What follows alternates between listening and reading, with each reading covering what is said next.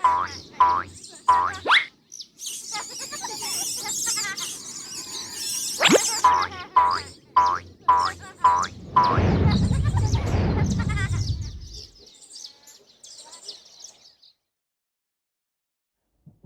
Assalamualaikum warahmatullahi wabarakatuh.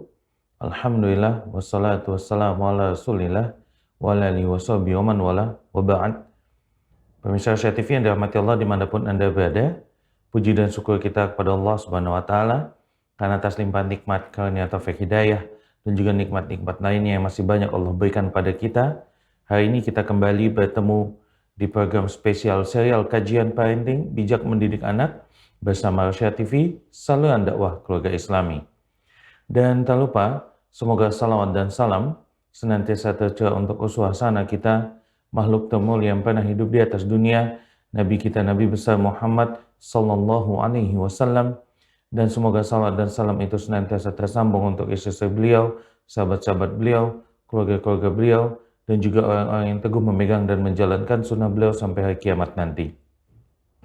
Pemirsa Asia TV yang dirahmati Allah dimanapun Anda berada, seperti yang sudah kami sampaikan sebelumnya bahwasanya kita saat ini sedang berada di program spesial dari Asia TV yaitu serial kajian parenting bijak mendidik anak, dan Alhamdulillah kita sudah masuk di subjudul yaitu mendidik anak ketika sudah dewasa atau baligh bagian ketiga.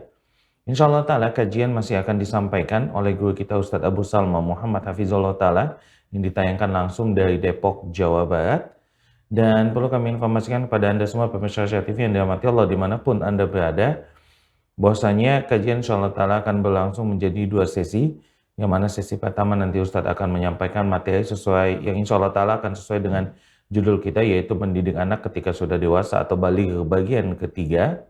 Dan sesi kedua nanti kita akan membuka sesi tanya jawab seputar materi ataupun konsultasi seputar pendidikan anak. Bagi Anda yang ingin bertanya, silakan bisa menelpon ke nomor 0822 8888 6630. Kami ulangi di 0822 8888 6630. Nomor telepon ini juga bisa Anda kirimkan pesan WhatsApp dan juga bisa telepon. Namun bagi Anda yang tidak ingin bertanya secara langsung dan saat ini sedang menyaksikan siaran ini lewat platform media sosial lainnya seperti YouTube, Instagram, ataupun yang lainnya, bisa mengirimkan pertanyaan di kolom komentar. Dan insya Allah nanti jika masih ada waktu, semua pertanyaan akan kami usahakan untuk disampaikan kepada guru kita Ustadz Abu Salma Muhammad Hafizahullah Ta'ala. Baik, itu saja yang kami sampaikan dan kami minta semuanya untuk meluruskan niat bahwasanya kita berkumpul pagi ini untuk mencari ilmu dan kita bermohon kepada Allah Subhanahu wa Ta'ala agar Allah mudahkan kita menuntut ilmu pada pagi kali ini dan agar Allah angkat kebodohan dari kita dan Allah berikan kita ilmu yang bermanfaat dan Allah jauhkan kita dari ilmu yang tidak bermanfaat. Kalau begitu kita akan langsung menuju ke Depok, Jawa Barat kepada guru kami Ustadz Abu Salma Muhammad Hafizahullah Ta'ala. Falyatafaddal mazkura Ustaz. Syukran, jazakallah khair ya, Bang Jiang. Alhamdulillah, wassalatu wassalamu ala rasulillah wa ala alihi wa sahbihi wa man walah, amma ba'du. Allahumma salli ala Muhammad wa ala ali Muhammad kama sallaita ala Ibrahim wa ala ali Ibrahim wa barik ala Muhammad wa ala ali Muhammad kama barakta ala Ibrahim wa ala ali Ibrahim innaka Hamidum Majid, amma ba'du. Jamaah sekalian, para pemirsa Asia TV dimanapun antum berada, dan juga para ikhwah sekalian ya yang mengikuti kajian kita di pagi hari ini, baik di YouTube, Instagram ataupun platform media sosial lainnya. Kami ucapkan Assalamualaikum warahmatullahi wabarakatuh. Ahlan wa sahlan bikum wa marhaban. Kita insya Allah akan melanjutkan yaitu serial bijak mendidik anak, dan kita sudah sampai di bahasan mendidik anak usia balik ya, ataupun usia dewasa ya. Dan insya Allah Ta'ala di kesempatan ini kita akan berbicara nih tentang sejumlah problematika atau sejumlah problem atau permasalahan ya, yang seringkali ya dihadapi oleh anak-anak kita ketika sudah remaja, ya. Dan ini adalah bahasan yang cukup penting sebenarnya, bahkan penting yang perlu diketahui oleh para orang tua, ya, di mana seringkali orang tua ini eh, kebingungan ketika menghadapi anak-anaknya yang sudah masuk usia balik, ya. Karena ketika mereka melihat nih anaknya yang udah usia balik, ya, itu mereka mendapati ya muncul problem-problem. Nah, ini insya Allah akan kita bahas, ya. Di antaranya anak-anak muda atau anak-anak yang sudah balik atau yang sudah ABG tadi atau anak remaja, itu mereka mengalami disorientasi dan confuse atau kebingungan. Atau dengan sebutan lain, mereka dikatakan masih mencari jati diri. Kalau dikatakan masih mencari jati diri, berarti mereka sebenarnya juga masih bingung nih tentang jati diri mereka. Nah, ini di antara problemnya. Kemudian yang kedua juga, sebagian orang tua mendapati anaknya di usia ini itu memiliki emosi yang labil, yang tidak stabil, emosi yang naik turun, mudah marah, mudah tersinggung, sensitif, emosian, apalagi anak putri, ya. Jadi gampang marah, gampang tersinggung, kemudian sensitifnya luar biasa. Dan ini banyak faktor sebenarnya yang mempengaruhi. Kemudian juga jauhnya hubungan yang tadinya dekat dengan orang tuanya, mau ngobrol, mau cerita, mau curhat, sekarang itu kayak mulai menjauh, seakan-akan hilang attachment tadi itu mulai kendur, ya, mulai lepas. Sehingga anak-anak pun mengalami kesulitan di dalam mengungkapkan perasaannya, emosinya, pikirannya, gagasannya, kemauannya, itu jadi sulit. Ya. Kemudian juga yang berikutnya lagi juga ada anak-anak muda, anak-anak remaja yang ketika udah memasuki usia ya baliknya ini, mereka menjadi sosok yang egois, yang anania, yang selfish, yang tidak peka, yang tidak empati, ya. Kemudian juga cenderung apatis, nggak mau ngurusin urusan orang lain. Kemudian ada pula yang cenderung menutup diri, senang menyendiri. Kemudian juga di sisi lain ada pula anak-anak muda seperti ini yang suka melanggar peraturan. Kemudian nggak disiplin. Kemudian suka memberontak, melawan, membantah. Ya, di sisi lain juga ada yang merasa minder, rendah diri, bukan rendah hati tawadhu. Ini inferior, ya. Belum lagi masalah-masalah seperti misalnya ketertarikan dengan lawan jenis, ya, mulai naksir seseorang, kemudian akhirnya kesulitan untuk bagaimana eh, mengendalikan atau dealing dengan perasaan dia dengan lawan jenisnya, akhirnya jatuhlah kepada perbuatan maksiat kayak pacaran. Kemudian juga fokus kepada penampilan-penampilan, kemudian juga eh, sangat mudah terpengaruh dengan perkataan orang, dengan pendapat orang. Nah, ini diantara ya, kondisi-kondisi anak-anak kita ketika sudah beranjak remaja ataupun dewasa. Dan ini adalah umumnya problem yang dihadapi. Dan umumnya problem ini terjadi ya jamaah. Kenapa? Karena nggak lepas dari dua faktor utama. Pertama, faktor pengaruh orang tua. Kedua, faktor lingkungan dan pergaulan. Faktor orang tua ya diantaranya orang tua yang juga egois. Akhirnya melahirkan anak egois. Ya, anak itu cerminan orang tuanya.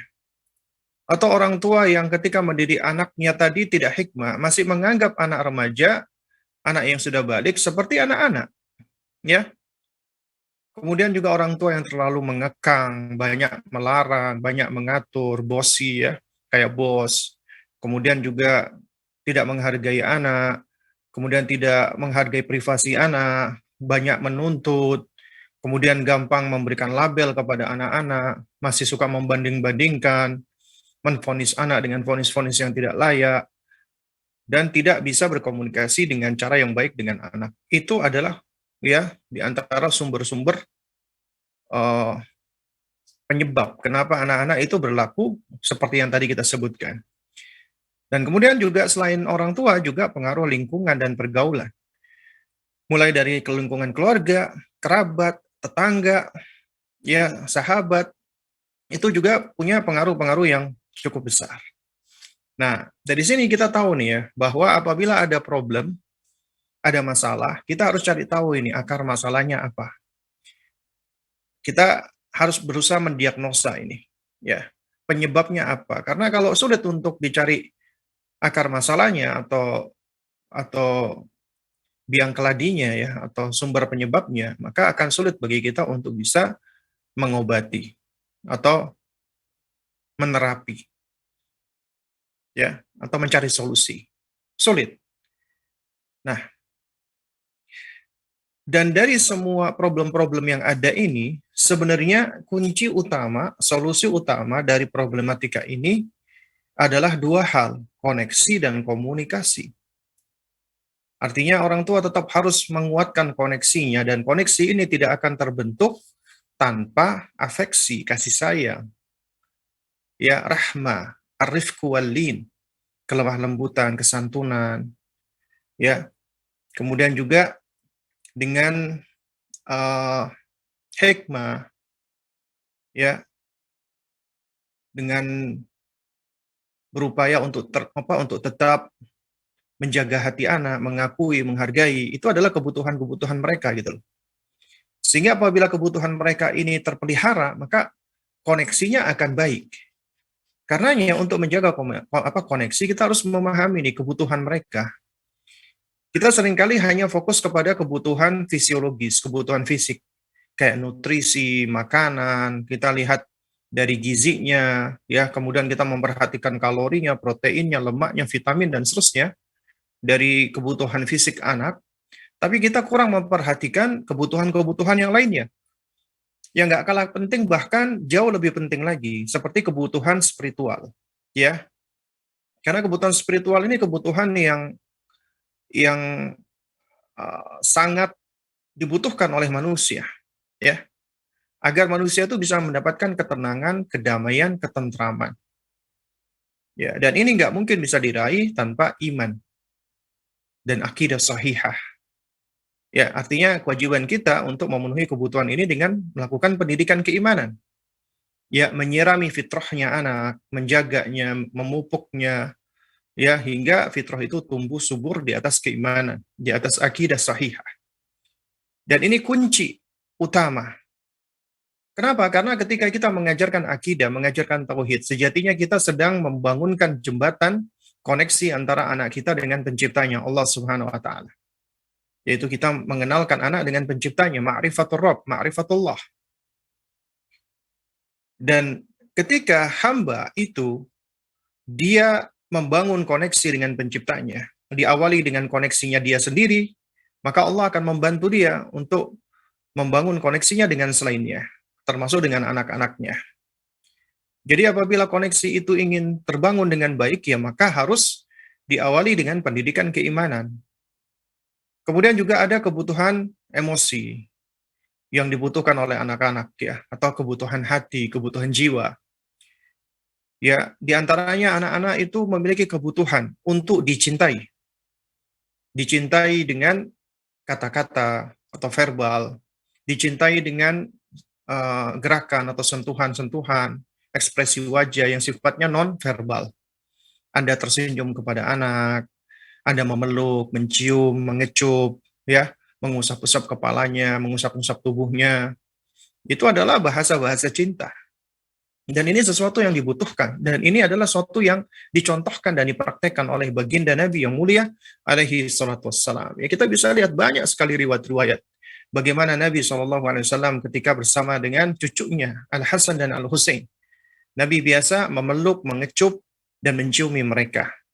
Ya, juga Nabi SAW biasa menyalami anak-anak, kemudian mengusap-usap kepalanya, mengusap pipinya. Nabi juga seringkali menunjukkan ya wajah yang baik, senyum, bahkan bercanda dengan anak-anak.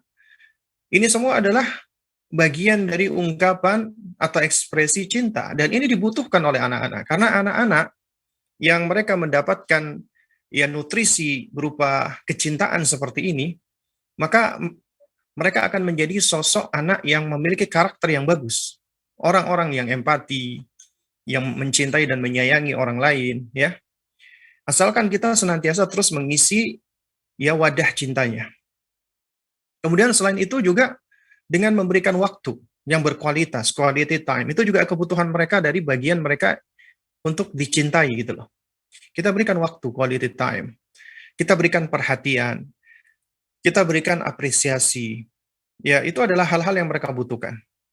Kemudian juga anak-anak memiliki kebutuhan ya, apalagi usia remaja untuk diakui, dipercaya, ya, diakui dengan panggilan-panggilan yang baik, sapaan yang baik. Ini ditentukan oleh Rasulullah Shallallahu Alaihi Wasallam. Ya, dan juga orang-orang soleh yang ada di Al-Quran, para nabi dan para rasul. Seperti misalnya memanggil anak dengan sebutan ya bunayya, wahai nak, wahai anakku yang aku sayangi. Ya, itu adalah pengakuan kepada anak. Bahkan Rasulullah Shallallahu Alaihi Wasallam itu menunjukkan pengakuan kepada anak, ya, itu dengan cara memanggil atau menyapa anak itu dengan kunyah. Padahal masih anak-anak ini, udah dipanggil abu atau ummu, padahal nggak punya anak. Dan sebutan dengan diawali abu atau ummu ya atau kunyah ini, itu adalah bentuk penghargaan dan penghormatan. Ya, misalnya seseorang dipanggil ya Abu Abdillah atau Ummu Abdurrahman misalnya. Itu adalah bentuk penghormatan. Nah, ini anak kecil, adiknya Anas bin Malik, yang baru selesai disusui oleh ibunya, senang bermain burung, disapa oleh Nabi, ya Aba Umair, ma fa'alan Nughir, wahai Abu Umair, apa yang dilakukan oleh burung kecilmu? Nabi menyapanya dan memanggilnya dengan panggilan ya penghormatan, mengakui dirinya. Demikian pula ketika Nabi mendapatkan kain, kemudian Nabi hadiahkan kepada salah satu anak ya dari Ethiopia ya yang hijrah ke Madinah. Ya, Nabi SAW mengingat anak itu, kemudian beliau minta didatangkan. Nah, kemudian setelah anak kecil itu didatangkan, kemudian dipakaikan kain tersebut oleh Nabi. Kemudian Nabi mengatakan, ya Umma Khalid, hadza sana sana, wahai Ummu Khalid. Ini anak kecil dipanggil Ummu Khalid, ini bagus, bagus, cocok buat kamu. Kata sana, sana, itu bukan bahasa Arab, itu bahasa Ethiopia, bahasa Habasyah. Nabi SAW itu ngerti bagaimana cara berbicara dengan anak-anak, dengan bahasa mereka yang bisa mereka pahami. Ya, kemudian juga di antara bentuk pengakuan, penghargaan, tidak dibanding-bandingkan. Ya, nggak dibandingkan si fulan dengan si fulan, kakaknya dengan adiknya, dengan temannya. Ya, itu di antara bentuknya. Lalu kemudian juga eh, mereka butuh diakui dan dipercaya, misalnya kita berikan mereka tugas-tugas atau kepercayaan-kepercayaan. Ya, yang mana mereka ketika mendapatkan hal tersebut, mereka merasa kalau mereka dipercaya. Misalnya kita menyampaikan sebuah rahasia kepada mereka, ya, abang, eh, apa namanya, Abi punya rahasia ini. Tapi abang janji ya, jangan disampaikan ke orang lain ya. Ya, sampaikan rahasia. Tapi ingat ya, menyampaikan rahasia itu bukan gibah ya, beda. Kadang-kadang orang ini nganggap rahasia itu gibah. Ya, tadi umi kamu begini, menggibahi uminya. Tadi tolong jangan sampaikan umi ya. Bukan seperti itu namanya. Yang namanya rahasia misalnya apa namanya? eh, Contoh misalnya, ya. Abinya ini dia punya sesuatu yang yang tidak ingin diketahui oleh orang lain. Kemudian dia berbagi dengan anaknya. Nah, anaknya ini merasa dia dipercaya. Misal contoh, ya, ketika abinya misalnya dia ternyata punya eh, apa ya misalnya contoh ya. Contohnya misalnya dia punya apa namanya hewan piaraan, ya, yang dia taruh atau dia letakkan di rumah kakek atau nenek. Misalnya gitu kan. Abi kemarin itu ketemu kucing ya. Kucingnya itu kasihan. Terus akhirnya Abi titip ke kakek sama nenek. di rumahnya kakek sama nenek. Kenapa? Karena Umi kan alergi kucing misalnya. Nah, jadi dianggap ini sebagai sebuah rahasia gitu loh. Ya, atau yang semisal. Intinya kita berikan eh, apa namanya kepercayaan. Di antaranya berbagi rahasia dengan mereka agar mereka merasa mereka dipercaya. Ya, atau diikutsertakan ini misalnya di dalam pembicaraan-pembicaraan penting ataupun biasa ya ataupun musyawarah itu diajak. Nah, karena itu juga anak butuh untuk dihargai dan dihormati. Diajak diskusi mereka, diajak untuk bersepakat di dalam sesuatu hal, kemudian didengar perasaan-perasaannya, pendapat-pendapatnya, gagasan-gagasannya, kemudian divalidasi emosi dan perasaannya. Ketika dia misalnya menunjukkan rasa nggak suka, sebel, kesel, jangan langsung kamu ngapain sih gitu, dikit-dikit aja marah, kamu itu udah gede tapi masih suka kayak gitu. Nah, kadang-kadang kita sebagai orang tua kan langsung mudah menjudge, langsung mudah menilai begitu saja. Padahal ya seharusnya kita berusaha cari tahu dulu kenapa dia marah, kenapa dia kesel. Kemudian ya setelah itu kita akui, kita validasi, baru kemudian kita arahkan untuk berpikir, worth it nggak sih, layak nggak sih kamu kesal gara-gara seperti itu. Nah, kemudian baru kita bisa mengajarkan mereka untuk dhabtun nafsi, untuk mengendalikan diri mereka, untuk memanage emosi dan perasaan mereka. Nah, diantaranya dengan cara tadi kita awali dengan menjadi sosok yang empati dan sensitif serta tidak segan untuk mendengarkan dan menvalidasi emosi dan perasaannya. Tidak langsung melabel-labeli, menilai, dan mengomentari. Nah, ini kebutuhan-kebutuhan emosi anak yang dapat menguatkan koneksi. Nah, kemudian juga selain itu, kita pahami nih, ada kebutuhan sosial anak. Artinya mereka butuh untuk berinteraksi, bermuamalah dengan saudaranya, dengan temannya, dengan tetangganya, atau dengan yang lainnya. Ya. Dan ini yang akan membangun ya maharoh, keterampilan sosial misalnya. Dan ini bagian dari ya maharotul haya atau life skill. Nah, dan koneksi yang baik ya, koneksi yang baik itu akan menguatkan uh, apa namanya? Afwan maksud saya komunikasi yang baik itu akan menguatkan koneksi. Jadi komunikasi yang baik itu akan terbentuk apabila koneksi itu baik. Demikian pula apabila koneksi baik, maka ya seseorang dia akan lebih mudah juga untuk berkomunikasi. Jadi solusi problematika remaja kita itu sebenarnya dua hal ini, koneksi dan koneksi. Koneksi dan komunikasi maksud saya, ya. Nah, kita tahu ya komunikasi itu jembatan penghubung nih antara ya dua atau lebih insan manusia. Dalam rangka untuk apa? Saling mengerti, saling memahami. Agar bisa mengerti dan memahami, maka perlu berkomunikasi. Komunikasi itu nggak mesti harus dengan lisan, dengan verbal. Bisa juga berkomunikasi dengan non-verbal. Ya, entah itu dengan pandangan wajah, dengan gerakan tubuh, dengan simbol-simbol ya atau yang semisalnya. Itu bagian dari komunikasi. Jadi komunikasi itu intinya adalah sarana penghubung antara dua insan atau lebih manusia untuk bisa saling memahami.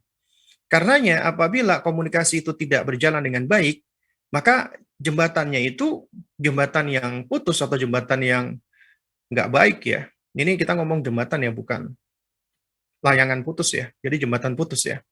Jadi jembatan penghubung tersebut ya ketika putus maka akan sulit untuk bisa menghantarkan pemahaman. Jadi persepsinya nggak bakal sama. Makanya muncul namanya mispersepsi, muncul namanya misunderstanding. Dan ya diterangkan oleh ya para ulama ya, kan? Nah, dijelaskan oleh para ulama ya bahwasanya ya apa namanya uh, sebenarnya itu kebanyakan konflik atau kebanyakan problem atau kebanyakan masalah itu nggak lepas dari ya dua hal. Ya, nggak lepas dari dari dua hal ya. Ini yang berkaitan dengan masalah komunikasi sebenarnya. Ya, yaitu apa? Yaitu yang pertama adalah al-mafhum la yuqsad, dan yang kedua adalah ya al-maqsud la yufham. Ya, jadi saya ulangi lagi. Ya, yang pertama adalah ya al-mafhum la yuqsad, dan yang kedua adalah al-maqsud la yufham. Ya. Nah,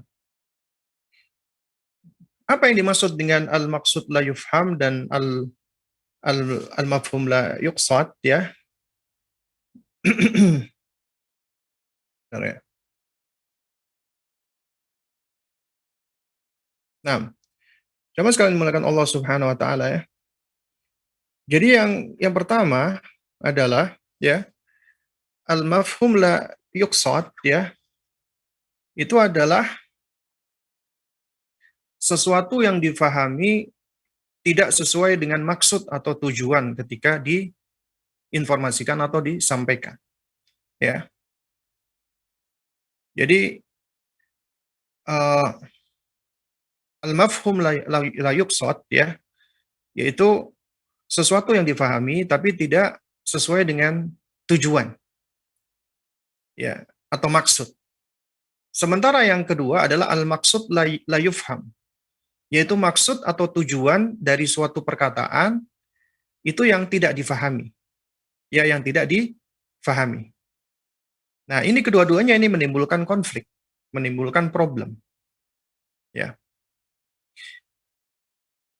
Al al-mafhum la yuqsad ya, sesuatu yang dipahami tidak sesuai dengan maksud atau tujuannya, ya, ini melahirkan yang namanya misunderstanding, kesalahpahaman, ya. Karena ketika sesuatu itu disampaikan, ya, jadi ada orang bicara nih, orang ngomong, kemudian setelah didengarkan oleh orang lain, ya, ternyata dia memahami perkataan tersebut tidak sesuai dengan maksud orang yang mengucapkan. Jadi terjadi misunderstanding, ya.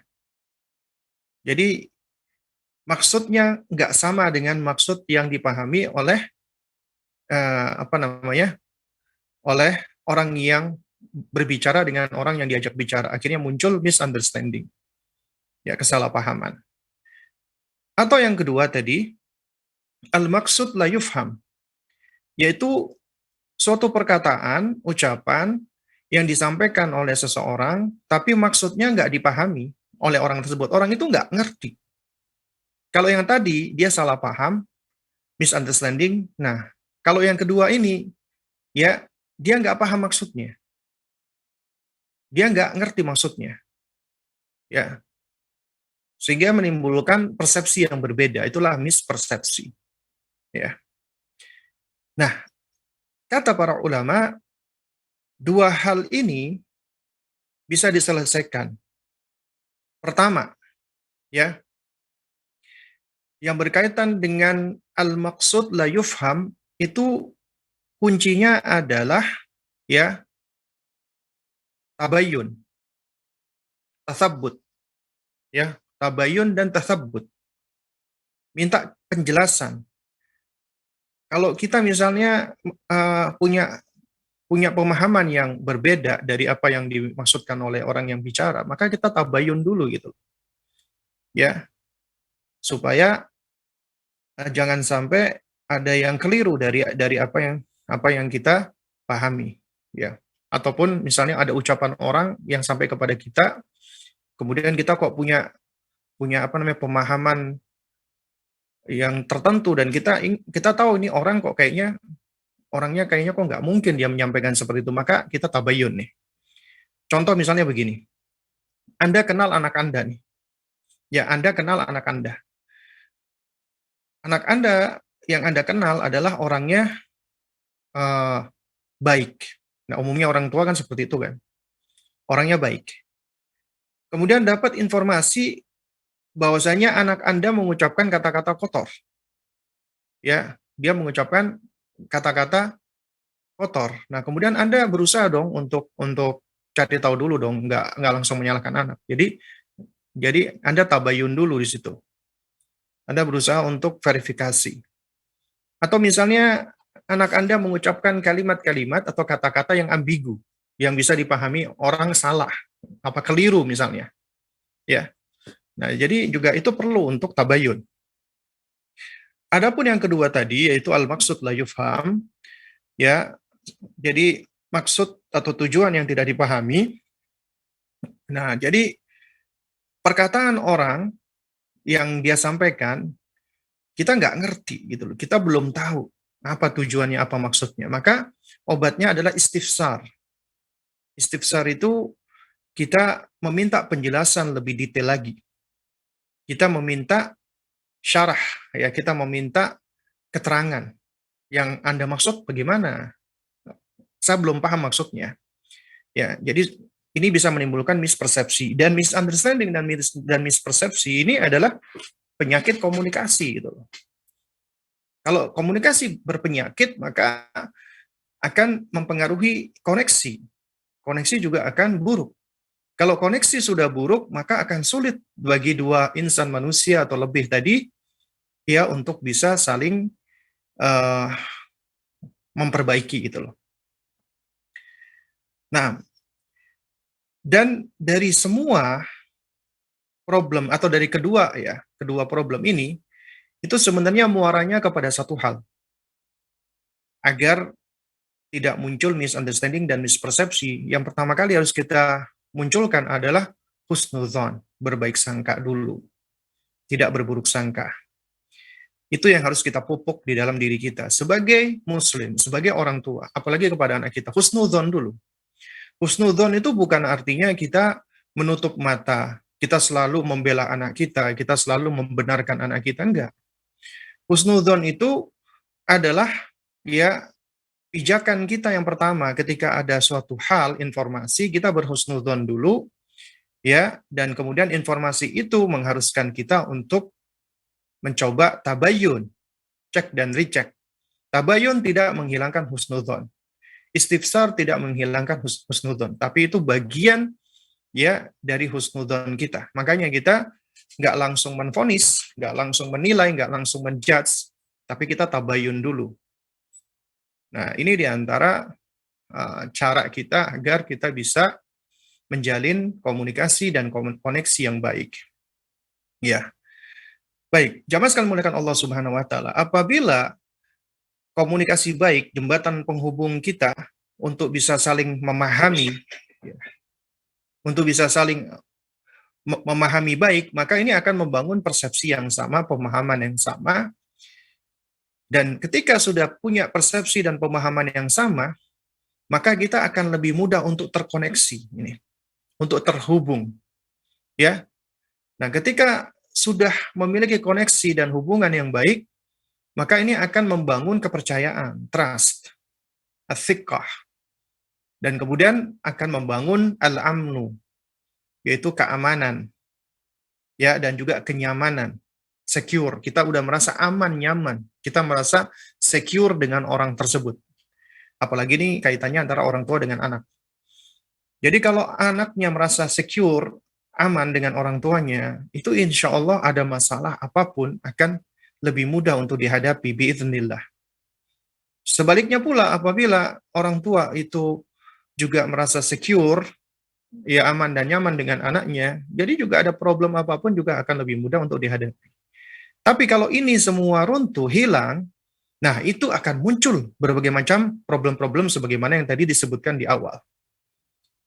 Ya, jadi sebenarnya ini loh jamaah sekalian kuncinya. Artinya Anda sebagai orang tua, kita semua sebagai orang tua, apabila kita ingin mendidik anak kita, apalagi ketika usia mereka sudah beranjak dewasa, udah usia balik, maka kita tetap harus berusaha mempertahankan koneksi.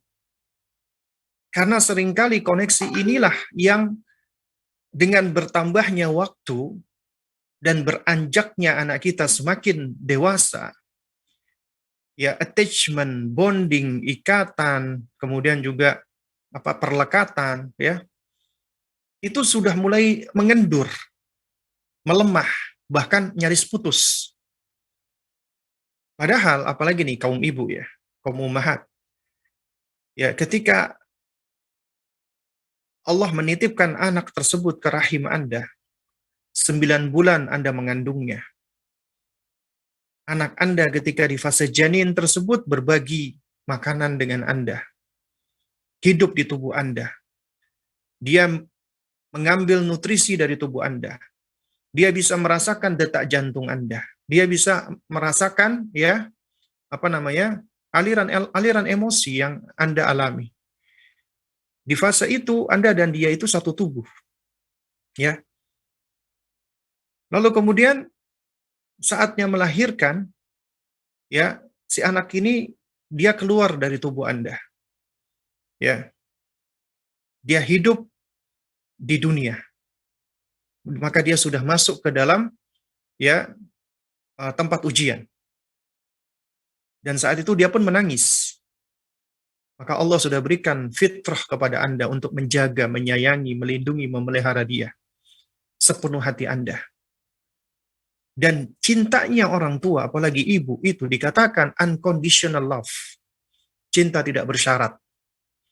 Karena cinta itu berangkat dari fitrah. Meskipun anak ini misalnya ya, mohon maaf, ketika dilahirkan ada cacat misalnya.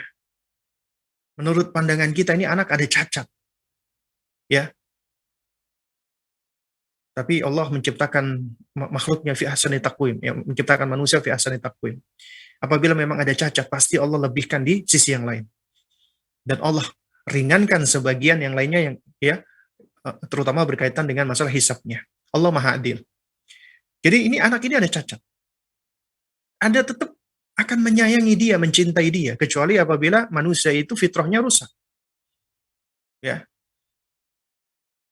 Dan ketika Anda menyayangi dia, mencintai dia, Anda nggak butuh sebenarnya dia untuk melakukan sesuatu yang artinya ya kan ada yang namanya conditional love ya, cinta bersyarat. Kalau kamu baik sama aku akan baik sama kamu. Kalau kamu cintai aku mencintai kamu dan seperti itu misalnya. Ini anak itu Allah titipkan kepada Anda. Allah sudah berikan kepada Anda rasa cinta, kasih sayang kepada bayi tersebut, anak Anda.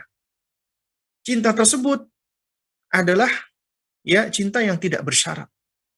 Anda sayang sepenuh hati, itu tabi'i Anda, tabiat dasar Anda, watak Anda. Dan Anda menyayangi dia, berusaha menjaganya. Bahkan dalam rangka untuk menjaga anak tersebut, Anda rela. Anda lapar asalkan anak Anda kenyang. Anda kehausan asalkan anak Anda tidak haus. Anda kesakitan asalkan anak Anda nyaman. Itu namanya cinta nggak bersyarat. Dan inilah hebatnya orang-orang tua, ya terutama ibu-ibu kita, yang sejatinya apabila kita berusaha mengumpulkan harta seumur hidup kita, kemudian kita berikan kepada ibu kita, nggak bisa menggantikan apa yang telah mereka ya berikan kepada kita. Kemudian setelah itu pun juga Anda nggak segan-segan untuk menyodorkan mereka ya nutrisi mereka yang pertama, yaitu ASI, air susu ibu. Ya, Anda susui dia dengan penuh cinta kasih, dengan penuh kasih sayang. Ya, Anda ketika hamil berat, sulit, susah, sakit, melahirkan apalagi. Tapi itu semua tidak menghalangi Anda. Itu semua tetap membuat Anda menjadi bahagia dan senang karena Anda sedang menanti sang buah hati, belahan hati. Ya, Anda menunjukkan kasih sayang yang luar biasa. Tapi kenapa ketika anak itu semakin bertambah dan beranjak usianya, ini rasa sayang dan seterusnya, ini semakin lama semakin mengendur. Yang ada munculnya sebel, kesel. Ketika bayi kita merasa anak saya, lucunya luar biasa.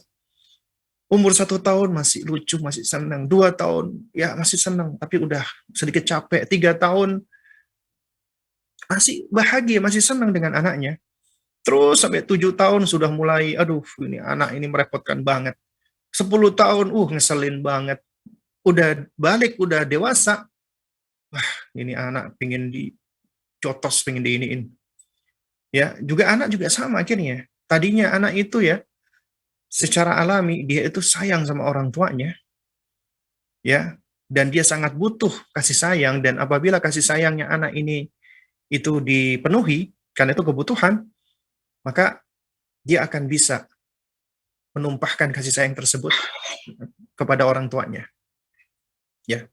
Tapi kalau misalnya orang tuanya itu tidak memenuhinya, wadah atau tangki sayangnya itu kosong atau sedikit, maka akan sulit bagi dia untuk bisa mengeluarkan kasih sayangnya dia.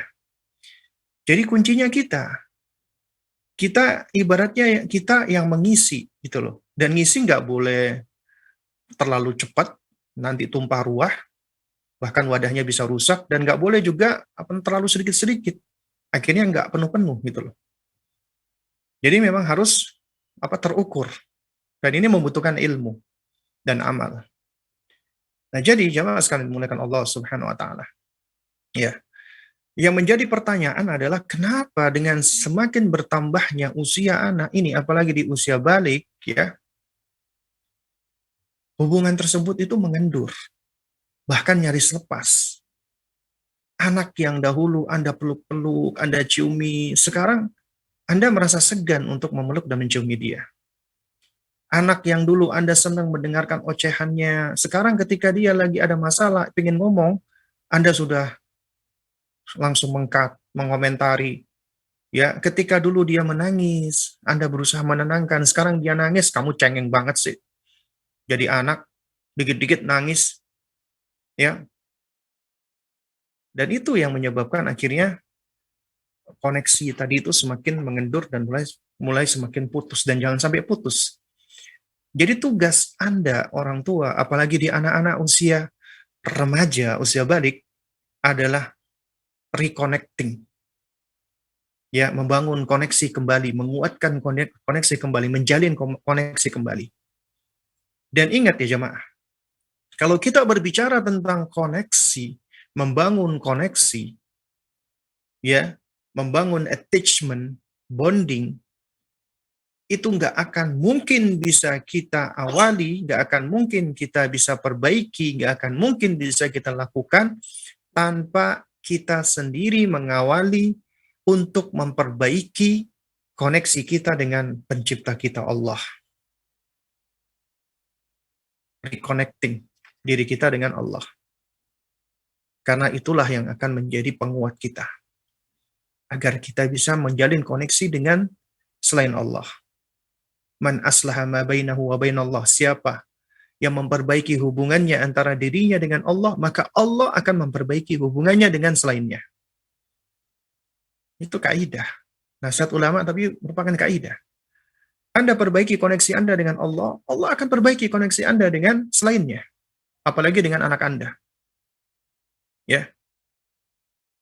Nah, karena itu ya jemaah sekalian, penting bagi kita untuk memperhatikan hal ini. Karena dengan kita menjaga koneksi kita dengan Allah, orang yang punya koneksi yang baik dengan Allah, dia berusaha bertakarrub, mendekat diri kepada Allah, maka dia akan menjadi sadar diri nih, mengenal dirinya, menjaga dirinya, melindungi dirinya, memelihara dirinya. Ketika dia sudah memahami dirinya, mengerti tentang dirinya, kemudian dia menjaga dirinya, memelihara dirinya, berarti dia tahu bahwasanya ya, apabila dirinya dia sanggup untuk menjaga dan memeliharanya, maka dia akan lebih sanggup untuk memelihara dan menjaga orang lain, termasuk mereka yang paling dekat dengan dirinya, keluarga dan anak-anaknya. Akrab fa akrab.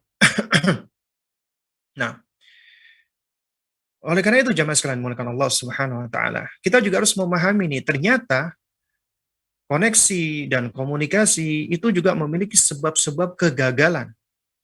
Dan kunci kegagalan itu adalah awalnya adalah kegagalan kita di dalam memahami diri kita, dan kegagalan kita di dalam memahami diri kita adalah lantaran karena kurangnya kita membangun koneksi dengan Allah. Karena man arafa rabbahu arafa nafsahu. Siapa yang semakin mengenal Allah, Rabbnya akan semakin mengenali dirinya. Semakin mengenali diri akan melahirkan kecintaan terhadap diri. Orang yang mencintai diri akan memelihara dan menjaga dirinya. Menjaga dirinya dari kesyirikan. menjaga dirinya dari kemaksiatan, menjaga dirinya dari kebid'ahan. Intinya menjaga dirinya dari tempat-tempat yang hina, menjaga dirinya dari siksa neraka, menjaga dirinya dari azab Allah. Dan dia berusaha untuk menempatkan dirinya di tempat yang tinggi, taqarrub, mendekat diri kepada Allah. Maka dia akan mendapatkan ketenangan, akan membuahkan karakter dan akhlak yang mulia. Dan ini akan dicontoh dan diserap oleh anak kita.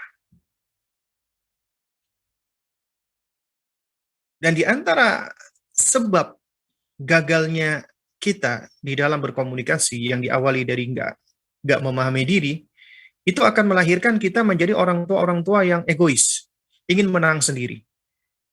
Orang tua yang egois, ingin menang sendiri, itu orang tua yang nggak mengenal dirinya, disorientasi terhadap diri, sehingga dia egois. Aneh orang tua, anak cuma nurut tugasnya, ya. Jadi apapun dia selalu kepingin untuk yang terdepan, pengen menang sendiri. Orang tua egois. Atau yang kedua, orang tua yang diktator, yang tiran, suka memaksa, banyak menuntut anak. Ya, seakan-akan kami ini orang tua, kami yang paling benar, kamu anak-anak, tugas kamu cuma nurut orang tua. Nggak nurut, dimarahin, diomelin, dihukum, bahkan sampai dipukul. Bahkan anak itu nggak didengarkan, karena anak selalu dituntut sesuai dengan keinginan dia. Atau yang ketiga, orang tua yang terlalu banyak mengkritik anak. Ya, mengkritik anak, dikit-dikit dikritik. Ya, atau suka melabeli anak. Wah, anakku ini memang pemalas nih. Anakku ini memang lemot. Anakku ini memang nakal. Dan seterusnya. Suka memberikan label dan membanding-bandingkan dengan yang lainnya. Ya, kenapa sih kamu nggak kayak kakak? Kakak itu kayak begini. Kenapa sih kamu kok nggak kayak si Budi, anaknya Bu Fulanah? Anaknya baik banget. Kamu itu bikin repot. Lihat dong dia dong. Suka dibanding-bandingkan anaknya. Ya. Akhirnya ini orang tua yang seperti ini, orang tua yang tidak berempati dengan anak. Gak mau mendengarkan anak, gak mengertiin anak. Lantas bagaimana anak mau percaya sama orang tuanya? Ya. Atau yang keempat, orang tua yang gak empati. Tidak sensitif kepada anak, tidak objektif. Ya. Atau orang tua yang gak tuntas, maksud saya, emosinya dalam mengendalikan emosi. Jadi dia temperamen, emosinya labil, suka marah-marah dan bentak-bentak, bahkan memukul anak. Dan ini adalah tipikal orang tua yang zalim. Yang seperti ini. Kenapa? Karena tipikal seperti ini akan membentuk karakter-karakter yang jelek pada anak. Anak kita ya jemaah. Kalau bukan orang tua yang membentuk karakternya, maka lingkungan yang akan membentuknya. Ya tentunya sesuai dengan ketentuan Allah. Ya. Jadi kalau Anda ingin karakter anak Anda itu baik, maka sebabnya adalah orang tua kita. Harus membangun dan membentuk terutama dari usia dininya. Ya. Nah, jemaah sekalian dimuliakan Allah Subhanahu wa taala. Karena itu, agar upaya kita di dalam reconnecting itu semakin baik, maka kita harus menjadi sahib buat anak kita. Sahabat, ya. Sahib, ya. Jadi di dalam metodologi bijak di dalam mendidik anak ya, sebagaimana yang sudah kita pernah singgung, ya, yaitu quote yang mengatakan la'ib ibnaka fi sab'in wa adibhu fi sab'in wa sahibu fi sab'in. Bermainlah dengan anakmu di usia 7 tahun pertama, ta'dib di usia 7 tahun kedua, dan bersahabat di 7 tahun ketiga. Kita sudah bahas nih tentang usia 7 tahun pertama, usia tufulah. Kita sudah bahas tentang 7 tahun kedua, yaitu usia yafi dan usia hazawar. Ya, usia 7 sampai 10 dan 10 sampai 14 atau 15. Dan kita juga sudah bahas ya tentang bagaimana bijak mendidik anak usia 10, 11, 12, 13, 14 ya. Dan sekarang kita harus juga bijak mendidik anak di usia balik, usia sudah dewasa. Maka jadilah sahib. Yang namanya sahib, ya bersahabat, ya musahabah, itu mengharuskan adanya mulazamah, muasyarah, ya, murafaqah. ya, yaitu mulazamah, membersamai anak, murafaqah, mendampingi anak, ya, muasyarah, mempergauli anak. Intinya yang namanya sahabat itu mendampingi, membersamai, bersahabat dengan mereka. Dan itu memang ada seninya gitu loh. Jadi sahib buat mereka. Namanya sahib yang pertama sahib ya. Anda harus santun. Ya arifku, santun di dalam berinteraksi dan berbicara dengannya. Karena kesantunan ini adalah cara agar seseorang itu bisa mengambil hati orang lain, bisa menawan hati orang lain. Itu dari kesantunan, santun. Ya, bisa bisa menarik hati. Ya. Karena ketika Anda mendidik anak Anda, yang namanya pendidikan itu tidak dengan cara pemaksaan, tidak dengan cara paksaan. Ya. Jadi ketika Anda ingin mendidik anak Anda agar anak Anda taat kepada Allah, maka kuncinya adalah Anda harus menjadikan anak Anda cinta, suka, dan terpesona dengan amal ketaatan. Dan untuk mempesonakan anak dan menjadikan mereka senang dan cinta dengan amal ketaatan, nggak bisa dengan cara paksaan. Nggak bisa.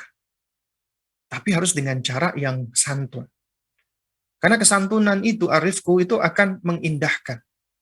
Menjadikan sesuatu itu indah. Ya, Allah Subhanahu wa taala adalah Ar-Rafiq, yang maha santun. Dan yuhibbu rifqa, dan mencintai kesantunan. Dan Allah Subhanahu wa taala juga mencintai orang-orang yang santun. Bahkan di dalam sebuah riwayat ya hadis Nabi SAW ya, yaitu ya apabila Allah Subhanahu wa taala ingin memasukkan kebaikan ya fi baitin, yaitu ke dalam rumah, maka Allah Subhanahu wa taala jadikan mereka orang-orang yang santun. Jadi kalau Anda ingin menjadi sahib dengan anak Anda, awali dengan santun, berbuat santun dengan anak Anda. Lemah lembut, dia kalem, tidak tidak suka memaksa, tidak tergesa-gesa, nggak pengen instan, ya. Kemudian yang kedua, objektif. Objektif itu mengharuskan Anda ketika memandang tidak hanya dari sisi pandang Anda, tapi juga Anda harus bisa memandang dengan cara empati.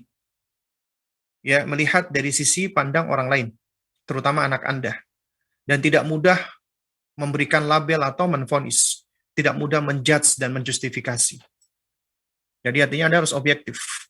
Ketika Anda dapati anak Anda melakukan suatu kesalahan, nggak langsung disalahkan, nggak langsung divonis, tapi objektif ya.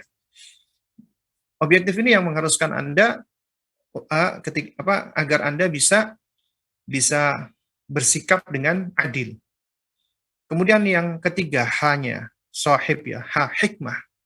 Ya, hikmah di dalam bersikap, di dalam berbuat, di dalam mendidik. Hikmah itu mengharuskan Anda memiliki ilmu, hilmu, dan anatu. Ilmu, kita tahu, hilmu artinya adalah dengan kelemah lembutan.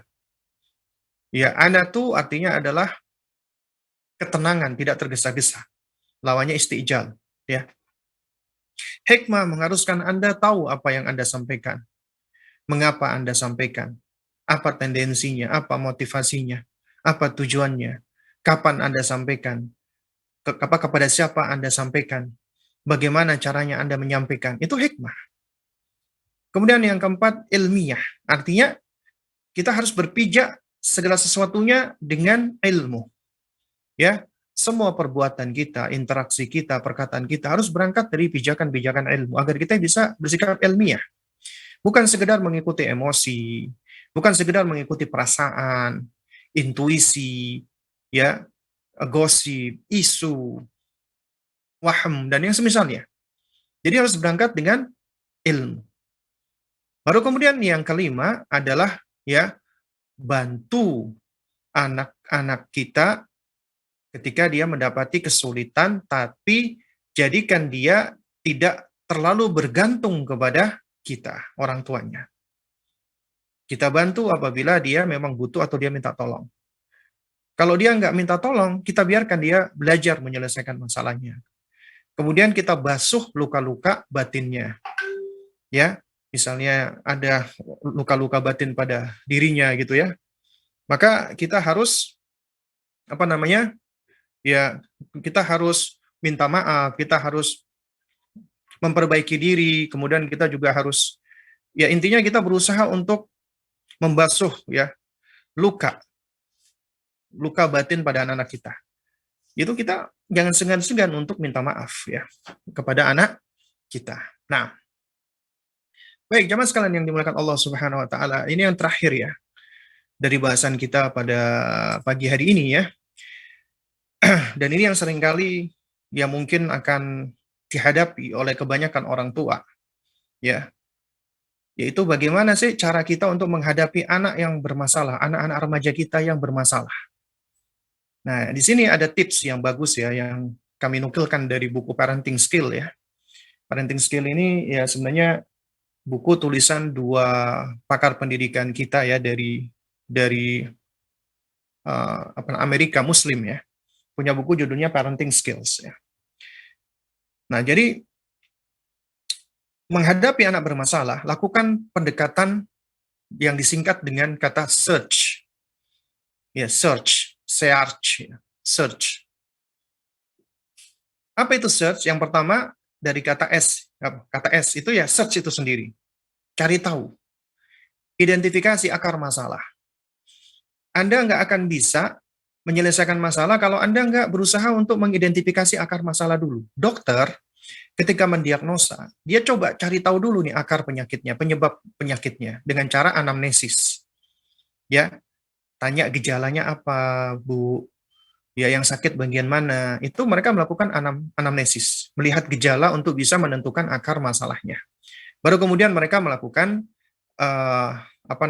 uji pendukung di antara tes lab atau yang semisalnya. Tapi yang utama dulu tuh anamnesis. Ya, jadi menanyakan gejala. Nah, ibaratnya sama juga ketika kita mendapati anak kita ya melakukan kesalahan-kesalahan ataupun kekeliruan-kekeliruan atau kenakalan-kenakalan ketika udah usia remaja yang mana mereka udah mukallaf dan mereka berdosa, maka kita awali dulu dengan cari tahu kenapa anak kita melakukan hal ini. Ya, apa akar masalahnya? Ya.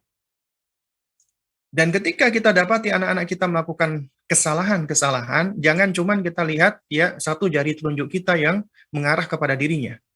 Tapi perhatikan 3 jari telunjuk kita yang mengarah ke diri kita. Mencari tahu dan mengidentifikasi permasalahan, apalagi di dalam pendidikan anak, jangan hanya fokus melihat kepada kesalahan anak, tapi juga lihat ya bagaimana anak bisa melakukan kesalahan itu sebenarnya tidak lepas dari kita sebagai orang tua. Sehingga kita perlu untuk yang kedua, langkah kedua, evaluate. Dari S ya, ini search, evaluate, evaluasi. Artinya kita perlu mengevaluasi bagaimana cara kita mendampingi anak selama ini. Mendidik mereka, berkomunikasi dengan mereka, berbicara dengan mereka, ya pola asuh kita. Kita evaluasi. Apakah kita sudah bijak? Apakah kita sudah benar? Apakah kita sudah ilmiah? Apakah kita sudah objektif? Itu kita coba evaluasi. Ya, mengevaluasi lantaran adanya problem pada anak kita yang kita cari tahu akar masalahnya, kemudian kita evaluasi. Yang dievaluasi bukan cuma anak. Karena anak itu sebenarnya apa yang dia lakukan umumnya respon dari apa yang kita berikan. Ada aksi, ada reaksi. Kita menunjukkan aksi, anak bereaksi. Biasanya seperti itu. Maka kita perlu evaluate, mengevaluasi. Kemudian setelah kita evaluasi, ternyata selama ini saya banyak kelirunya. Saya banyak salah di dalam menyampaikan, di dalam mengingatkan. Saya dulu cenderung memaksa-maksa anak, atau saya kasar, saya keras, suka mukul. Akhirnya anak menjadi keras, kasar, suka mukul temannya, dan semisalnya. Maka apa yang kita lakukan? Langkah ketiga dari metode search, yaitu SEA, acknowledge. Kita akui, iktiraf. Kita akui kesalahan kita, karena nggak mungkin seseorang bisa memperbaiki kesalahannya apabila dia nggak mengakui dirinya salah. Gak mengakui kesalahan. Mengakui kesalahan itu gentle. Titik tolak untuk melakukan perbaikan, akui kesalahan. Pertama, akui kesalahan di hadapan Allah. Iktiraf. Mengakui kesalahan di hadapan Allah. Ya Allah, aku salah ya Allah. Aku keliru ya Allah. Ya, maka ampuni aku ya Allah, maafkan aku ya Allah. Anak itu adalah amanat Allah kepada orang tua. Allah akan hisab kita. Memang Allah akan hisab atas apa yang kita berikan, kita lakukan kepada anak kita ketika anak kita memang masih usia belum balik. Ketika udah balik, dia bertanggung jawab tentang amalnya sendiri. Tapi, ya, apa yang diamalkan oleh mereka ketika sudah balik, itu nggak lepas dari fase sebelumnya, fase yang mana kita membangun anak tersebut. Ibaratnya ketika kita menanam, fase balik adalah kita memanen. Kalau kita ternyata ya memanennya, maksud saya ketika kita menanam dengan cara yang keliru, nggak kita sirami, nggak kita jaga, nggak kita pelihara, kemudian akhirnya malah yang tumbuh itu tidak sebagaimana mestinya, ya, atau tumbuhnya nggak baik, maka ya itu semua nggak lepas dari kesalahan kita gitu loh. Maka kita akui gitu. Seorang petani yang baik, ketika dia melihat tanaman yang dia tanam itu tumbuhnya nggak baik, itu bukan disalahkan tanamannya. Oh dasar kamu tanaman blow on dan yang semisalnya. Bukan tanaman yang disalahkan. Tapi yang dia salahkan adalah apa? Bagaimana petani tersebut yang kurang aware, yang kurang berilmu, atau kurang memperhatikan tanamannya. Wah, ternyata saya kurang kasih pupuk. Oh, ternyata saya kelebihan kasih pupuk. Oh, ternyata saya lupa mengairi. Oh, ternyata saya lupa. Itu seharusnya.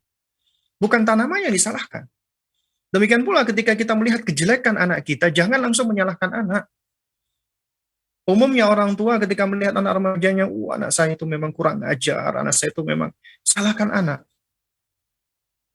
Tapi dia lupa bahwasanya ya man zar'a hasada, siapa yang menanam dia yang memanen gitu loh. Ya. Makanya dikatakan di dalam sebuah idiom Arab, ya. Itu dikatakan apa namanya? Man apa namanya? Yazra'u syuk, ya, apa namanya? Siapa yang menanam semak belukar, ya, la yahsudul inaba. Maka dia nggak akan memanen anggur. Ya, nggak mungkin orang ketika dia itu menanam semak belukar, yang semak berduri, kemudian dia kepengen yang dia panen anggur, ya nggak mungkin. Ya, ini ibarat orang tua, ya, yang membiarkan anaknya, nggak mendidik anaknya, dibiarkan anaknya dalam pergaulannya, dalam gawainya, nggak diajarin agama, kemudian dia kepengen anaknya soleh, anaknya baik. Itu ibaratnya sama seperti ini, orang yang menanam semak berduri, tapi berharap ingin mendapatkan memetik anggur. Ya, al-jaza' min jinsil amal. Karena itu kita harus akui kita punya kesalahan. Mengakui kesalahan itu gentle, apalagi ini bagian agar kita bisa bertaubat dengan sempurna kepada Allah. Makanya kita awali dengan taubat. Minta maaf kepada Allah. Kita an-nadam, menyesal. Ya, dan kita berupaya untuk tidak mengulanginya lagi. Karena memang waktu-waktu yang sudah lalu udah nggak bisa kita dapati lagi. Yang bisa kita lakukan adalah kita memperbaiki. Nah, kemudian juga kita akui kesalahan kita di hadapan anak. Anda mendapatkan anak Anda melakukan keburukan-keburukan di usia remajanya, maka awali dulu dengan, Umi minta maaf ya nak, karena dulu Umi salah sama kamu, Umi begini. Minta maaf dulu kepada anak. Ya. Dan jamaah sekalian, ketika Anda ingin berbicara kepada anak Anda, dan Anda awali dengan minta maaf, dengan tulus, dengan ikhlas, dengan keseriusan dan kesungguhan hati, dan itu berangkat dari hati, maka al-kalamu idza kharaja minal qalbi, ya, apabila suatu ucapan itu berangkat dari hati, maka akan mudah untuk merasuk ke dalam hati. Ini adalah salah satu cara untuk kita merubuhkan barier. Kita merubuhkan penghalang-penghalang yang tadinya ada penghalang komunikasi antara kita dengan anak kita. Kita tinggalkan yang namanya perasaan gengsi, egois, dan yang semisalnya. Akui. Kemudian yang keempat, reinforce. Mengumpulkan kekuatan. Ya, menguatkan diri. Bagaimana cara kita menguatkan diri? Ya, pertama adalah kita kuatkan dengan meminta tolong kepada Allah. Allah Al-Qawi yang maha kuat.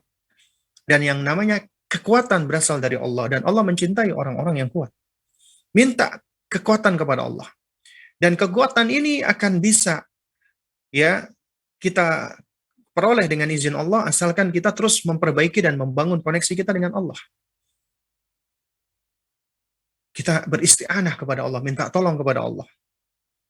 Kemudian kita terus belajar. Dan kita terus berusaha untuk beramal soleh. Mematutkan diri dan memperbaiki diri. Dan kita bersahabat dengan orang-orang baik. Dan kita terus melakukan pendekatan dengan cara yang baik. Ya. Baru setelah itu kita melakukan langkah yang kelima, yaitu change. Melakukan perubahan, at-taghyir. Namanya perubahan diawali dari diri kita. Kita ubah dulu diri kita. Yang tadinya mungkin kita belum ngerti, kita hijrah. Alhamdulillah Allah berikan Allah hidayah kepada kita. Maka jangan sia-siakan hidayah Allah. Kita perbaiki dulu diri kita. Ya. Lalu kemudian, setelah itu baru kita melakukan perubahan pelan-pelan ke anak kita. Jangan tergesa-gesa. Dan jangan menuntut instan. Mendadak, begitu saja anak kita langsung berubah. Enggak, hidayah di tangan Allah. Tugas kita cuma menyampaikan, kemudian kita sabar dan kita doakan. Kemudian setelah itu yang terakhir ya dari kata search, hang on. Berpegangan erat. Ya, berusaha untuk istiqomah. Berpegang erat dengan pertolongan Allah. Dengan tali Allah, dengan syariat Allah, bertawakal kepada Allah. Dan berupaya untuk mencari sebab-sebab istiqomahan. Selama kita udah berusaha, ya, kita lakukan, kita ikhtiar, maka kewajiban kita hanyalah berusaha ikhtiar. Kemudian kita berdoa kepada Allah. Setelah itu kita bertawakal kepada Allah. Hasilnya kita serahkan kepada Allah. Agar kelak nanti ya, hasil di tangan Allah. Apapun kondisi anak kita, ketika Allah Azza wa Jalla hadirkan kita nanti di mahkamahnya, ya, di pengadilan hari akhir, Allah tanya tentang apa yang telah kita lakukan terhadap anak-anak kita, maka kita sudah punya argumentasi di hadapan Allah. Kita sudah bertaubat ya Allah, kita sudah mengakui kesalahan ya Allah, kita sudah memperbaiki ya Allah. Allah Maha Adil, Allah Maha tahu semuanya. Ya, setidaknya kita ya dengan izin Allah kita selamat dari pengadilan Allah. Ketika misalnya anak kita menuntut kita, lantaran misalnya dia anak yang rusak, dia menuntut kita, maka sejatinya kita sudah menyampaikan, kita sudah melakukan perbaikan semampu kita. Ya. Ya Allah taala alam bisawab. Mungkin ini yang bisa saya sampaikan di kesempatan kita pada siang menjelang siang hari ini.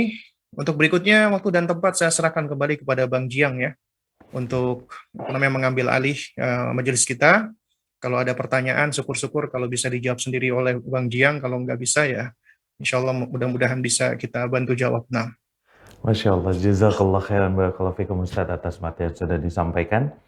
Dan Alhamdulillah Ustaz ini sudah ada pertanyaan dan ini semuanya bertanya kepada Ustadz. Jadi ini yang sampaikan ya Ustadz, izin Ustadz. Baik, pertanyaan pertama Ustadz. Assalamualaikum warahmatullahi wabarakatuh. Ustadz, semoga Ustadz selalu dalam lindungan Allah Subhanahu wa Ta'ala. Pertanyaannya, Ustadz, kira-kira bagaimana cara berkomunikasi terhadap anak sambung laki-laki usia 10 tahun dan anak sambung akhwat usia 12 tahun? Apa batas-batas yang harus dijaga oleh seorang ibu sambung? Qadar Allah, ibu kandung mereka sudah tidak ada. Jazakumullahu khairan Ustaz. Nah, baik ya. Baik ya. Jadi sebenarnya kaidahnya sama sebenarnya. Jadi ketika kita berkomunikasi dengan mereka, karena dia adalah anak dari suami kita, ya, anak dari suami kita nih. Ya. Maka kita tetap memperlakukan anak-anak tersebut ya sama dengan anak-anak kita, karena di dalam lafadz hadis ya di dalam hadis tentang ya kullukum ra'in wa kullukum mas'ulun an ra'iyati, itu diantaranya adalah wal mar'atu ra'iyah ya. fi baiti zaujiha wa ala waladi ba'liha au kama qala. Jadi seorang wanita itu adalah pemimpin di rumah suaminya dan pemimpin atas anak-anak suaminya. Nah, jadi prinsipnya kurang lebih sama. Jadi hendaknya dia tidak beda-bedakan dalam hal berinteraksi. Maksud saya itu dalam hal ber berbicara, di dalam hal berkomunikasi, di dalam menunjukkan perhatian, kasih sayang ya, apa kepada anak-anaknya ya. Meskipun itu anak bawaan dari sang suami ya, jadi tetap harus ditunjukkan dengan kasih sayang. Jadi selama anak itu berada di dalam rumah ya, di dalam uh, rumah suaminya dan di bawah pengasuhan dia, maka dia tetap melakukan pendekatan dengan cara-cara yang baik ya, dan memang di sini memang butuh diawali untuk mengenal ya, saling mengenal, saling membangun kepercayaan. Dan untuk membangun kepercayaan adalah Anda awali dengan ya, Anda berusaha memahami dia, menghargai dia, kemudian Anda membangun kepercayaan, Anda mengakui dia, Anda banyak mendengar, biarkan dia bercerita, ya, agar supaya dia merasa dirinya diakui, dirinya dihargai, dirinya dipercaya oleh oleh Anda, ya. Kemudian hindarkan untuk banyak mengkritisi, kemudian hindarkan banyak menuntut dia, ya. Ya intinya kita lakukan pendekatan-pendekatan sebagaimana kita melakukan pendekatan ke anak-anak sesuai dengan fase usia tersebut. Nah, wallahu a'lam bishawab. Baik Ustaz, jazakallah khairan barakallahu fiik. Semoga tadi bisa menjawab pertanyaan Ibu yang bertanya. Baik, kita akan masuk ke pertanyaan berikutnya Ustaz. Assalamualaikum Ustaz, izin bertanya. Saya punya anak laki-laki umur 11 tahun. Kalau bicara suka ngegas. Dari dulu sudah saya nasihati, kalau bicara sama orang tua jangan ngegas. Tapi nggak berubah sampai udah sebesar sekarang. Saya harus bagaimana ya? Baik Ustaz. Nah, betul ya.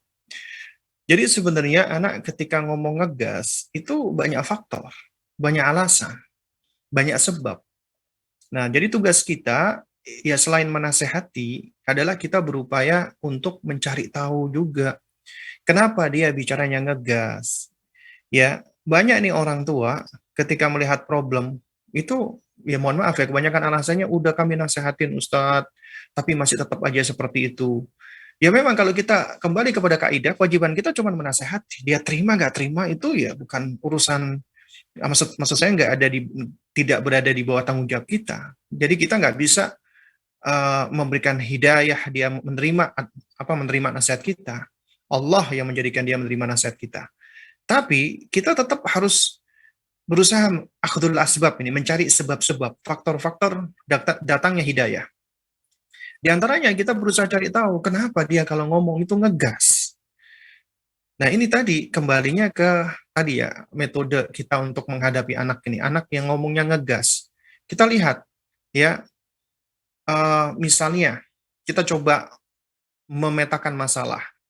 Dia ngegas karena apa sih? Karena pertama, apakah ketika dia bicara kita itu jarang mendengar, atau kita kurang mendengar, atau kita menunjukkan ekspresi yang tidak mendengarkan, atau bagaimana? Itu kita harus lihat gitu loh.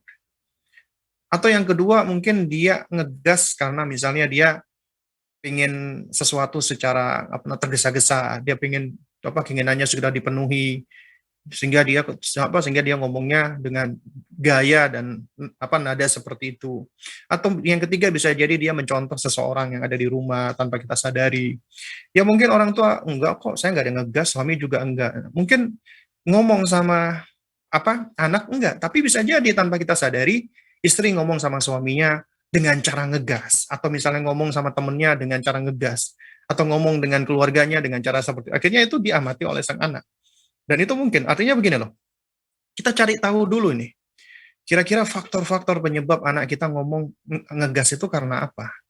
Nah kemudian yang kedua, baru setelah itu, ya kita berusaha untuk petakan, ya cari tahu, kemudian kita evaluasi, ya selama ini bagaimana sih cara kita melakukan pendekatan.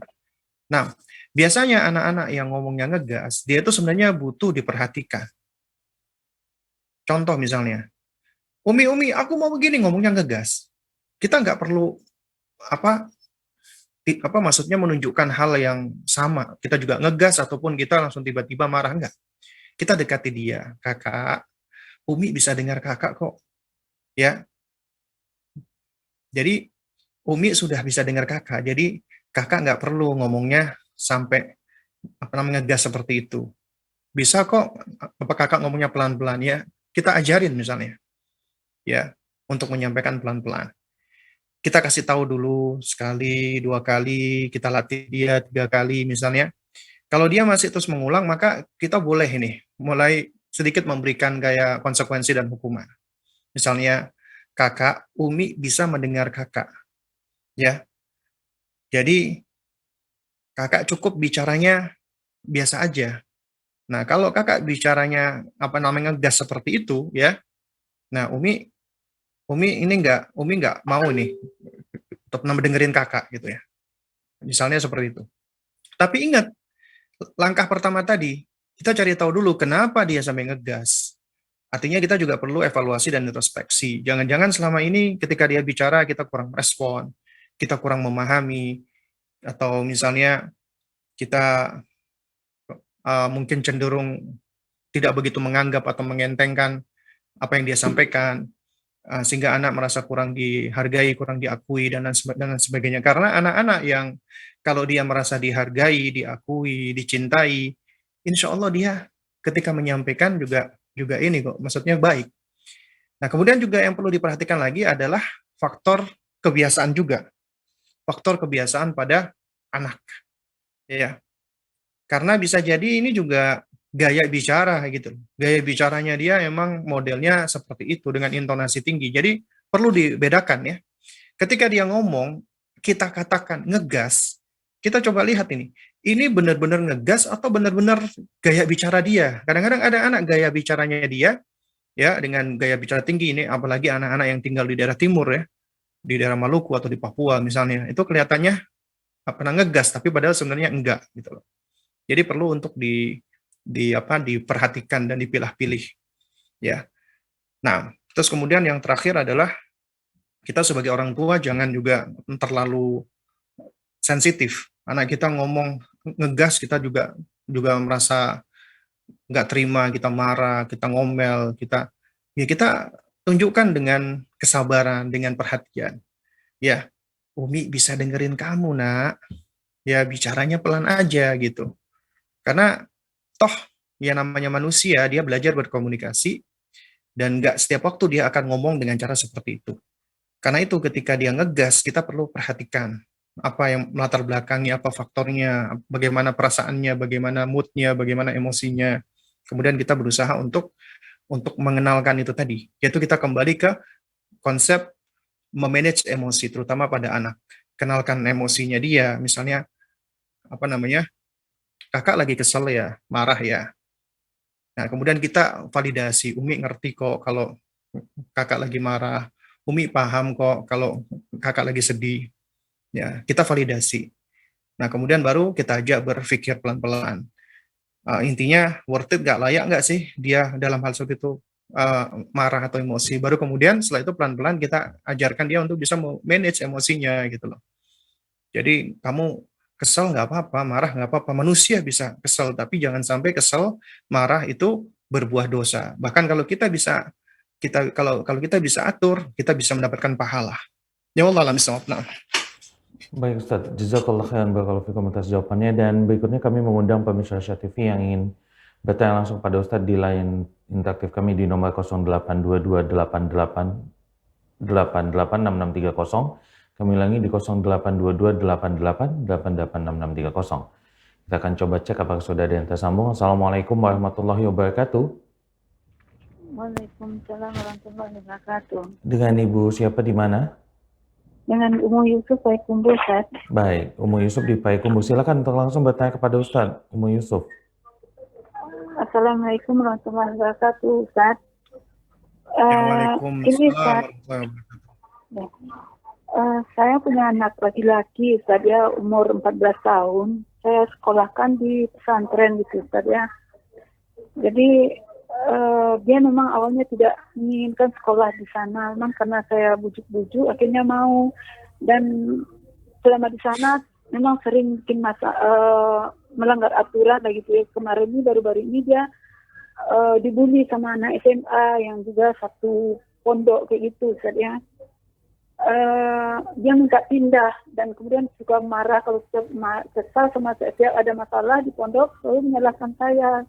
Oh, itulah gara-gara bunda masukin juga dia di sana, di situ sekolah sana. Jadi setiap ada masalah selalu menyalahkan gitu. Tapi memang saya sering minta maaf sama dia, Ustaz. Tapi sekarang ini dia minta pindah sekolah.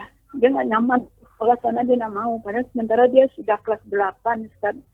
Apa sikap saya sebagai orang tua karena selalu disalahkan dan membuat dia supaya dia sabar di sana sampai tamat SMP ini, Ustaz.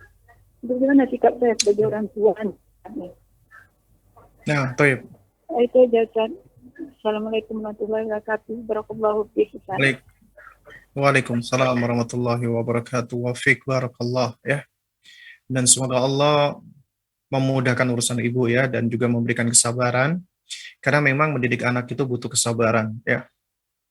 Nah, jamaah sekalian menggunakan Allah Subhanahu wa taala ya.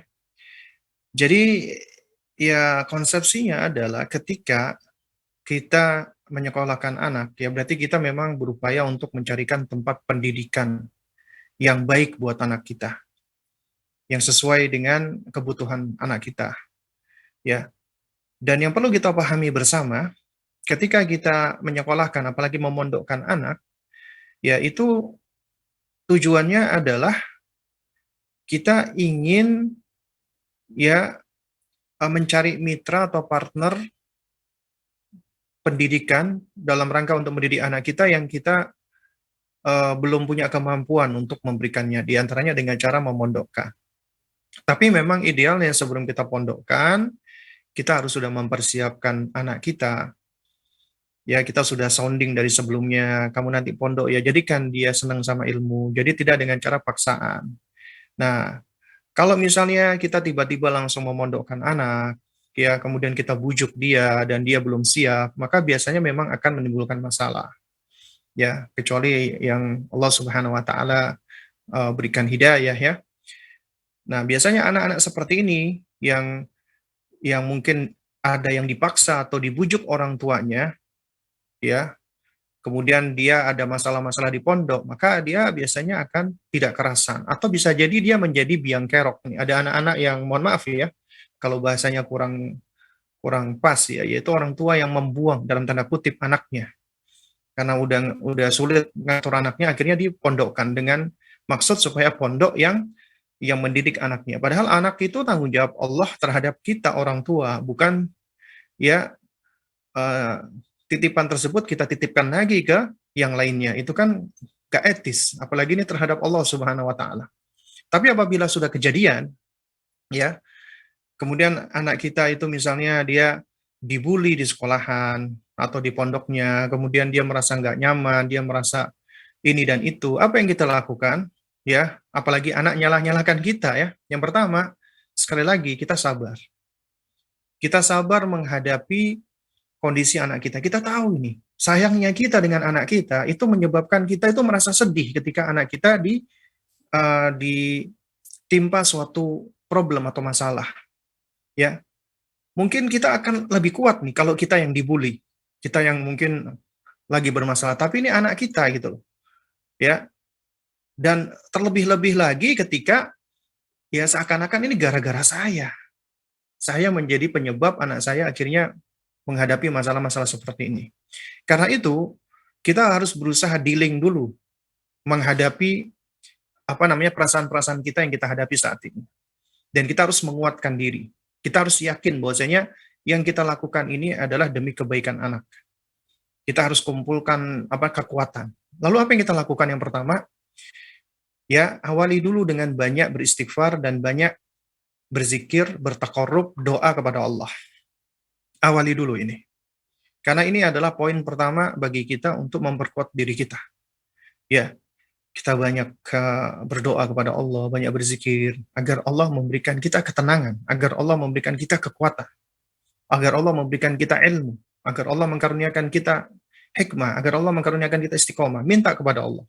Dan doa kepada Allah agar Allah juga memberikan kepada anak kita kesabaran. Ya, jadikan dia anak yang kuat, anak yang tangguh. Ya, itu yang pertama. Yang kedua, ya, kita harus sadar nih, anak-anak kita pasti dia di dalam kehidupan akan menghadapi problem, akan menghadapi masalah. Ya, memang kita orang tua idealnya membantu dan menolong, tapi tidak membantu dan menolong 100%. Karena mereka perlu untuk menghadapi masalahnya sendiri. Kita harus berikan kesempatan kepada anak kita untuk menyelesaikan problemnya. Problem apapun itu, termasuk yang ada di sekolah. Dengan cara apa? Dengan cara kita kuatkan dia. Misalnya dia curhat, Umi, aku lagi dibully, Umi. Gitu. Kita katakan, nak, kamu anak yang kuat. Umi yakin kamu kuat, nak. Ya, minta sama Allah, nak, agar Allah Subhanahu wa taala kuatkan kamu. Kamu itu, ya kita jelaskan tentang hakikat bully. Ya, itu teman-teman kamu yang bully sama kamu. Dia sebenarnya itu iri sama kamu. Dia sebenarnya dia itu sebenarnya melihat kamu punya kelebihan dan yang semisalnya. Ya, mereka perhatian sama kamu. Intinya seperti itu. Kemudian ajarkan bahwasanya ya nggak penting pandangan manusia, nggak penting ucapan manusia gitu loh. Jadi apabila itu masih bullying verbal, ucapan ya, bullying verbal, maka kita ajarkan kepada mereka bahwasanya kamu itu tidak ditentukan oleh ucapan orang. Misalnya orang mengatakan, oh kamu ini, kamu itu. Meskipun itu bully secara fisik ya, kamu kurus, kamu gemuk, itu kita katakan ya, kita tetap terus kuatkan dirinya. Allah tidak melihat orang itu dari fisiknya, dari gemuknya, dari kurusnya, dari warna kulitnya. Allah nggak melihat itu semua. Misalnya kamu dikatakan kamu ini, kamu itu semua tidak akan membentuk kamu. Yang paling penting adalah Allah Subhanahu wa taala, pandangan Allah. Berarti kita mengajarkan mereka untuk tidak people pleaser, mencari ridhonya manusia. Tapi ridhonya Allah itu harus kita bangun terus, kita kuatkan dia. Ya.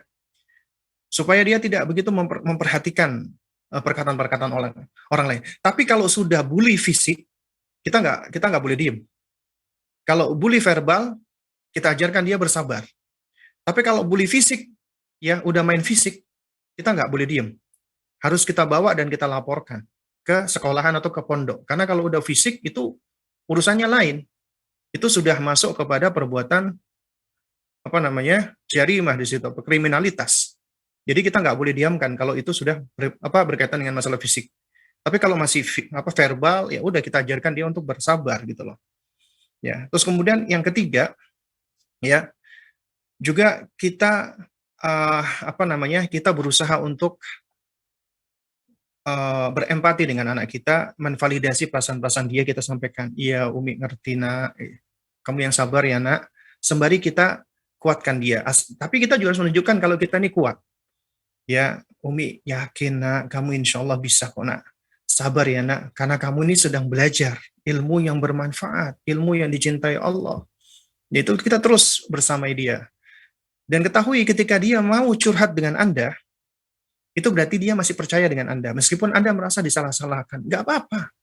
Ya, berarti dia masih percaya dengan Anda. Dia nyalakan Anda, iya nak Umi, maaf ya nak. Nah, cuman Umi melakukan ini karena Umi yakin nak sama kamu. Umi percaya sama kamu. Intinya kita terus berikan kalimat-kalimat positif kepada anak-anak tersebut. Nah, kemudian yang keempat, ikhtiar yang bisa kita lakukan adalah ya kita bekerja sama nih dengan pondok ya, dengan mudirnya, dengan musyrifnya. Kemudian kita sampaikan masalah-masalah kita untuk sama-sama dicarikan solusi seperti itu gitu loh. Supaya mungkin si anak ini dia bisa dimotivasi lagi gitu kan, untuk diberikan kesabaran, intinya seperti itu. Terus kemudian kalau ada waktu-waktu libur, ya orang tuanya datang atau anaknya dijemput. Kemudian ya terus kuatkan bonding dan dorong dan motivasi dia terus agar dia bisa menyelesaikan belajar di pondok tersebut. Ya. Nah, wallahu a'lam bishawab ya. Kemudian jangan lupa ya terus doa. Nah. Baik Ustadz, jazakallah khairan barakallahu fikum Ustadz atas jawabannya, dan alhamdulillah ini Ustadz karena sekarang sudah pukul 10.30 lewat, Maka waktu kita sudah habis, Ana izin tutup boleh ya Ustadz? Oh iya, silakan. Baik Ustadz. Tafadhol. Baik Ustadz. Baik pemirsa Asia TV yang dirahmati Allah dimanapun Anda berada. Saat ini Anda sedang menyaksikan serial kajian parenting bijak mendidik anak bersama guru kita Ustadz Abu Salma Muhammad Hafizullah Ta'ala. Namun bagi Anda yang ketinggalan, kita akan berikan sedikit bahwasanya saat ini tadi Ustadz membahas bahwasanya anak yang di usia balik ini sering mengalami masalah karena saat ini mereka biasanya disorientasi jati diri, emosi yang labil, jauhnya hubungan antara anak dan orang tua, dan masalah-masalah lainnya seperti ketertarikan lawan jenis dan lainnya.